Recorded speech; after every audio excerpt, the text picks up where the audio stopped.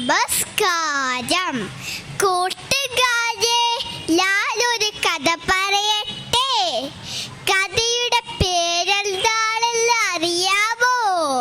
വടിമരുന്ന്.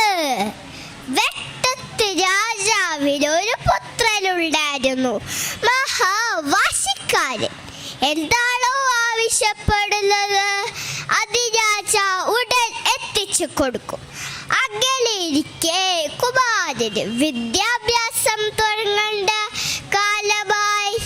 അതിനായി തുഞ്ചത്തെഴുത്തച്ഛനെയാണ് കൊട്ടാരത്തിലേക്ക് വിളിച്ചത്. ആദ്യ ദിവസം തന്നെ കുമാരൻ എഴുത്തച്ഛനെ വലച്ചു. എനിക്ക് ഗുരുവിൻ്റെ രുദ്രാക്ഷമാല വേണം, എനിക്ക് ഗുരുവിൻ്റെ രുദ്രാക്ഷമാല വേണം. ഇതായിരുന്നു കുമാരൻ്റെ അന്നത്തെ ആവശ്യം. ചോദിക്കുന്നതെന്തും കിട്ടുന്നത് കൊണ്ടാണ് കുമാരൻ ഇത്ര പിടിവാശിക്കാരനായതെന്ന് മനസ്സിലാക്കിയ എഴുത്തച്ഛൻ പിറ്റേ ദിവസം അസലൊരു മരുന്നുമായിട്ടാണ് വന്നത്. എന്താണെന്ന് അറിയാമോ കൂട്ടുകാരെ? ഒരു പുളിവടി. എനിക്ക് ഗുരുവിൻ്റെ കുടുംബ പറിച്ചു തരണം, എനിക്ക് ഗുരുവിൻ്റെ കുടുംബ പറിച്ചു തരണം. ഇതായിരുന്നു കുമാരൻ്റെ അന്നത്തെ ആവശ്യം. എഴുത്തച്ഛൻ വടിയെടുത്തിട്ടൊരു അടി വെച്ചു കൊടുത്തു.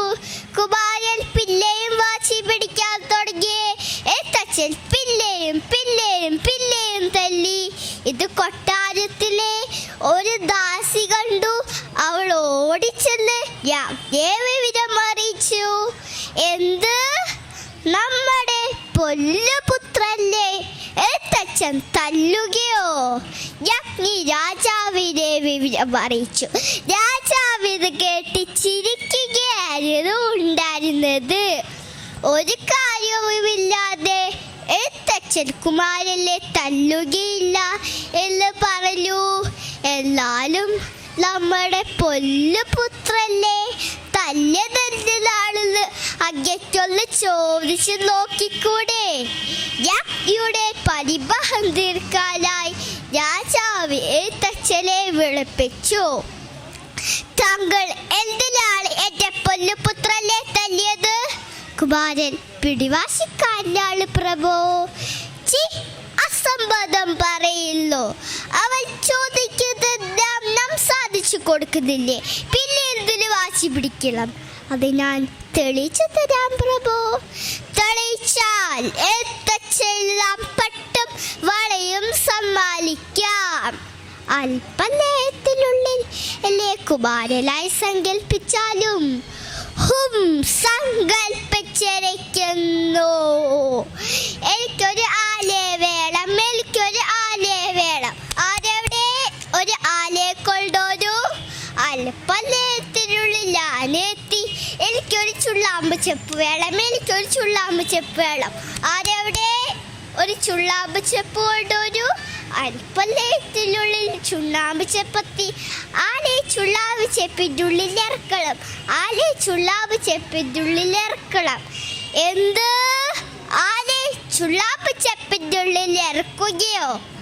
ആല ചുള്ളാമ്പ് ചെപ്പിൻ്റെ ഉള്ളിൽ ഇറങ്ങില്ലാന്ന് അടിയന് മനസ്സിലായി. മനസ്സിലാവാത്തവരെ എന്ത് ചെയ്യണം? അടി കൊടുക്കണം.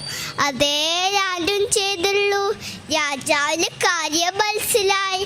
രാജാവ് എഴുത്തച്ഛന് പട്ടും വളയും സമ്മാനിച്ചു. കൂട്ടുകാരെ, ഈ കഥയിൽ നിന്ന് നിങ്ങൾക്ക് എന്താണ് മനസ്സിലായത്? പിടിവാശിയിലല്ല, വാശി പിടിച്ചാൽ അതിനുള്ള തക്ക ശിക്ഷയും നൽകണം. നന്ദി.